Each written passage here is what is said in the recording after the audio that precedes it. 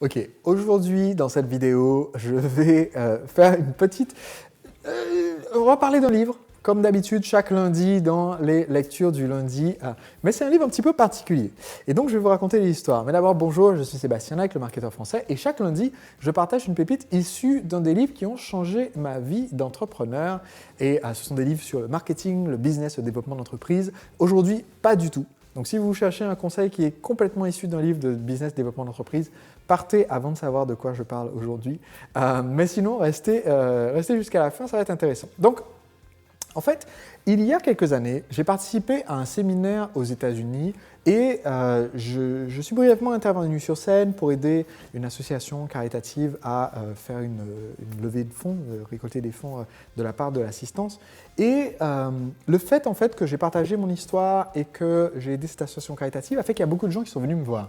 Et ces gens sont venus me voir pour discuter avec moi, pour me remercier, mais aussi pour me demander conseil sur leur idée parce qu'ils ont su que j'étais connu en tant que The French Marketer, donc peut-être que j'étais un tellement bon marketeur que je pourrais les aider, ce qui a été le cas, j'espère.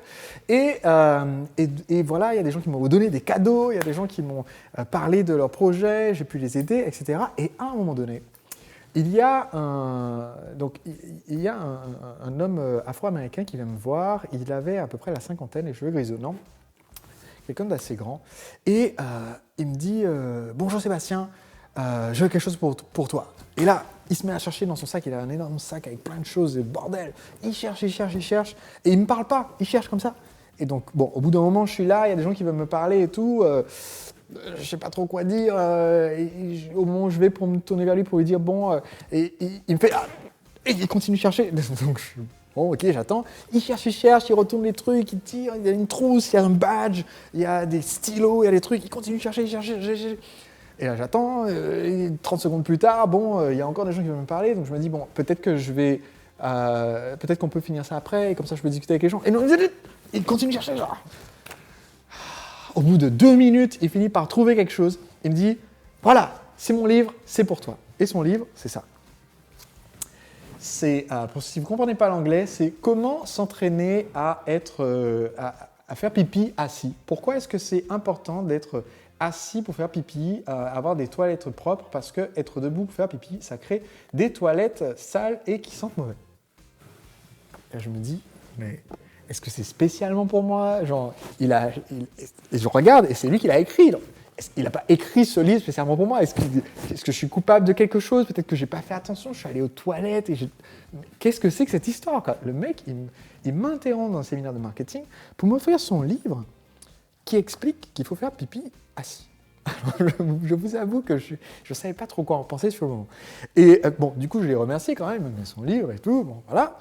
Mais par curiosité, j'ai feuilleté et j'ai trouvé ça quand même hyper intéressant. Vous savez quoi? Ça m'a fasciné parce que ça m'a fasciné que quelqu'un puisse écrire un livre juste pour dire que c'est important de faire pipi assis. Et il y a des recherches scientifiques qui sont citées dans le livre, il y a des études qui ont été menées en Hollande, en France, en Allemagne, il y a la mention du gouvernement, je crois, de Taïwan, qui a mis en place une loi pour que, à partir de maintenant, dans les toilettes publiques, dans 160 000 toilettes publiques, on ne puisse plus faire pipi debout.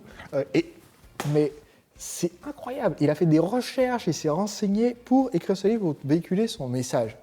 Et le message que j'ai retenu en fait de ça, à part, je me suis dit est-ce que c'est un message personnel? Apparemment ce n'était pas le cas, mais le message que j'ai retenu en fait de ça, c'est à quel point en fait, quand on a une idée à véhiculer, un livre peut être un bon outil. C'est-à-dire que déjà, certes, m'offrir le livre, c'est quelque chose qui m'a mis un peu mal à l'aise, mais en même temps, j'ai lu du coup 58 pages sur un sujet sur lequel, je vous avoue, je n'aurais pas participé à une webconférence.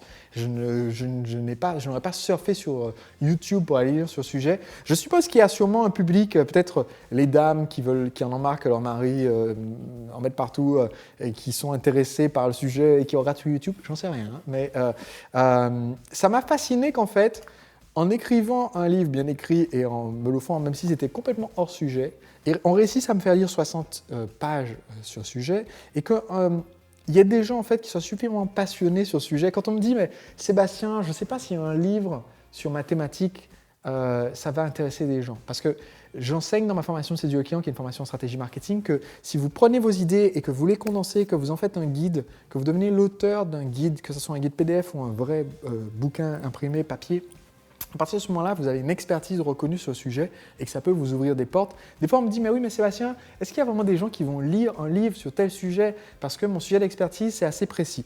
Vous ne pouvez pas faire plus sujet de niche précis et pas où… Enfin, c'est vrai que c'est un sujet grand public au final, hein, mais vous ne pouvez pas faire sujet moins attrayant, on va dire, que celui-là. Donc j'espère que ça va vous donner un peu d'espoir. Vous pouvez écrire un livre. Vous pouvez même faire en sorte que des gens qui ne sont pas du tout intéressés par le sujet le livrent en entier si vous le rédigez de façon suffisamment attrayante. D'autres choisissent de le faire en vidéo. Par exemple, quand j'ai connu David G, l'expert en vidéo, c'est parce qu'il m'avait envoyé un de ses DVD. Il est un de mes clients de ma formation Séduire le client et il m'a dit, Sébastien, il faut que tu vois comment je fais mes vidéos. Il m'a envoyé un DVD d'orthophonie qui était sur les maladies neurodégénératives et comment on aidait en tant qu'orthophoniste un patient à déglutir quand il était atteint de la maladie de Parkinson. Vous pouvez imaginer que ce n'est pas le sujet qui me fascine. Et pourtant, je suis resté à regarder le DVD pendant les 2 heures que durait le DVD parce que c'était extrêmement bien fait, bien goupillé, bien conçu, bien raconté, visuellement réussi. Et du coup, on ne se rend pas compte, mais on en apprend beaucoup sur les maladies neurodégénératives alors qu'on n'avait rien envie de savoir à l'avant. Et vous pouvez, si vous êtes capable de travailler sur la forme de votre message, faire véhiculer un message de fond. Dans le cas du docteur, il est docteur en fait, Anthony Seymour Brown, c'est un message qui est en fait un message de santé publique. Mais en fait, mine de rien, même s'il n'y a rien à vendre dans ce livre, il ne vend pas une méthode sur comment faire pipi assis, d'accord, mais en fait, il vend une idée. Et le fait d'être l'auteur du livre, je suis sûr que ça l'aide dans sa carrière professionnelle de médecin. Parce qu'en fait, quand il va intervenir en tant que conférencier devant une audience de médecins sur des problèmes qui sont peut-être, les problèmes qu'il va toucher, c'est des problèmes d'infection, de ceci, de cela, de salubrité publique, eh bien, il est auteur. Et c'est un livre qui est auto-publié, il a utilisé un service qui s'appelle apparemment pubmybook.com, je ne connaissais pas avant. Moi, j'utilise un site qui s'appelle lulu.com et un autre site qui s'appelle createspace.com qui appartient à Amazon. Donc, il a fait imprimer son livre lui-même, c'est sûrement lui qui l'a fait à partir d'un document Word. Ça ne lui a pas coûté cher à réaliser un exemplaire comme ça. Je peux vous dire, ça coûte peut-être 75 centimes à 1 euro. Si vous le faites imprimer en grande quantité, en petite quantité, ça vous coûte moins de 2 euros, 2,50 €.